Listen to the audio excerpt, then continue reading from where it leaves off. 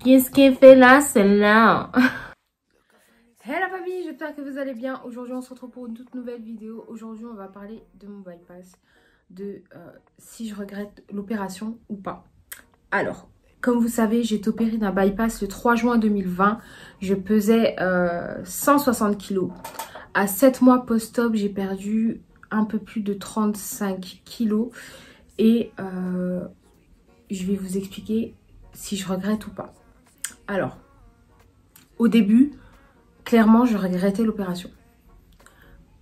Tout simplement parce que aucun repas ne passait, rien ne passait. Je faisais des dumpings à répétition, j'avais des vomissements inexpliqués, j'étais vraiment mal.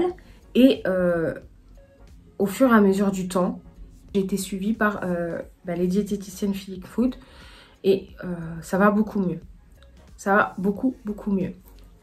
Alors, parfois je regrette l'opération quand je fais des dumpings et quand je me sens mal. Tout simplement parce que je me dis, attends, là je me sens mal, ça veut dire que toute ma vie je vais me sentir mal par rapport à cette opération.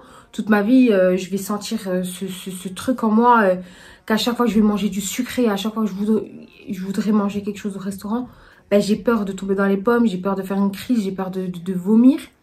Ça me... Je suis un peu mitigée sur ça. Je ne regrette pas parce que j'ai quand même perdu plus de 35 kilos. D'accord? 35 kilos, je ne les aurais pas perdus seuls en 7 mois. D'accord? Mais il y a des plus et il y a des moins, comme dans tout. Alors les plus avec mon bypass, avec mon expérience personnelle, c'est que j'ai perdu du poids, que là je retrouve, je sais même pas, cette partie du corps que j'ai jamais connue. Tu vois? J'ai jamais connu ça moi. Mais ça, c'est un truc que tu peux pas contester. Ensuite, les moins 35 kilos, ils me font marcher plus vite, ils me font supporter plus de choses.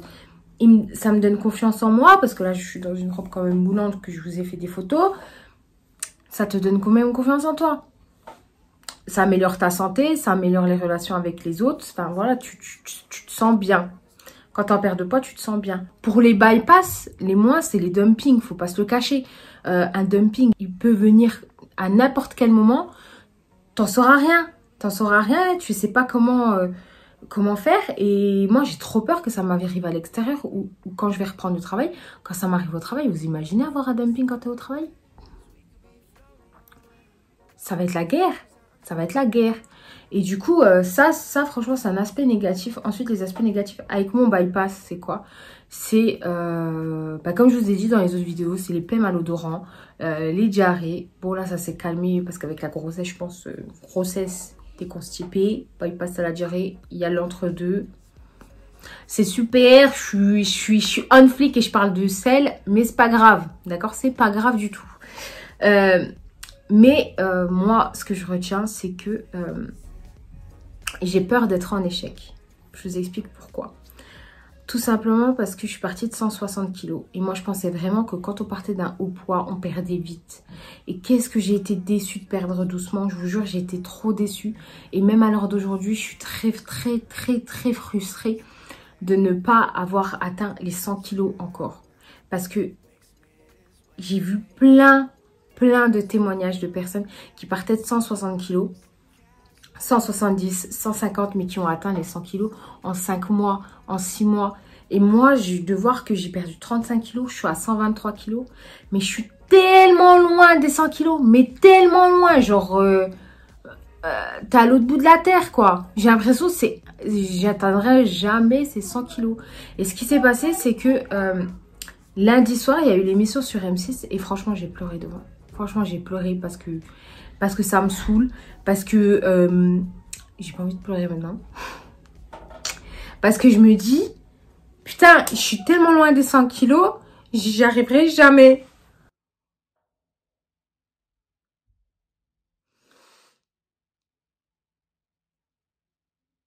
Contrôle. Je me dis, je suis tellement loin des 100 kilos, je suis mal suivie post-op. Je me dis, je suis tellement loin des 100 kilos, je suis mal suivie post-op. J'arrive à manger des quantités que des personnes, même à 2 ans post-op bypass, n'arrivent pas à manger. Je me dis, mais attends, il y a un problème. Il y a un problème. Je mange pas gazeux. Je mange pas sucré. Les boissons sucrées, je les limite un maximum. Et je perds pas. Je perds pas. Alors certes, il y en a d'entre vous, ils vont me dire, oui, mais t'es enceinte, mais voilà. Mais quand vous vous battez toute une vie contre l'obésité et que vous voyez plus 100 grammes, plus de 100 grammes, alors vous faites les choses correctement. Mais putain, qu'est-ce que ça fait chier. Mais ça me saoule. Ça me saoule. Alors, je suis très contente pour ceux qui ont perdu du poids, mais je vous jure, je suis tellement frustrée.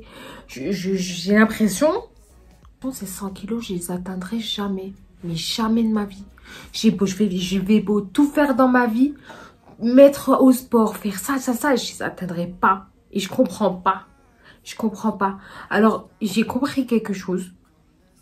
Parce que de tous les aspects négatifs, tu tires une leçon. Et moi, j'ai compris pourquoi j'avais pris ce poids. Et franchement, j'ai une haine. J'ai une haine. Parce que si c'était pas arrivé, ben, je serais pas dans cet état-là. Tout simplement, je serais pas dans cette... Enfin, Dieu merci, je suis en bonne santé. Mais je serais pas dans une obésité dans laquelle je me combats depuis 14 ans. D'accord? Depuis 14 ans. Et c'est pour ça que je suis allée sur Doctolib. J'ai pris rendez-vous avec une psy pour lundi. Donc une psy spécialisée dans les slivés, dans les bypassés, dans les anogastriques. Je sais pas comment tu dis. Mais j'ai compris qu'en fait j'avais besoin. Parce que ce que j'ai fait, l'erreur, c'est que j'en ai pas parlé dans mon parcours post-op à la psy. Et en fait, ben ça m'a mis dedans quoi. Maintenant mon passé me rattrape et je vous jure que ça fait mal. Genre ça fait vraiment mal. J'ai envie de guérir. J'ai envie de me dire putain, c'est bon, je suis guérie de cette situation.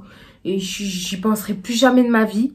Et maintenant, je peux attaquer ma perte de poids. Parce que là, j'ai l'impression de me battre sur tous les fronts. Et que c'est pour ça que ma perte de poids ne fonctionne pas.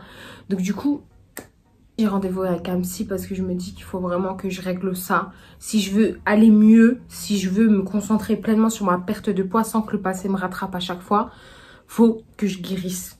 Et ça, franchement, je vous invite vraiment à tout dire au psy quand vous êtes en parcours pré, parce que moi, c'est l'une des plus grosses erreurs que j'ai faites. J'ai pas voulu en parler, je suis même pas rentrée dans les détails. C'était même pas les grandes lignes, je leur ai dit, c'était des suppositions.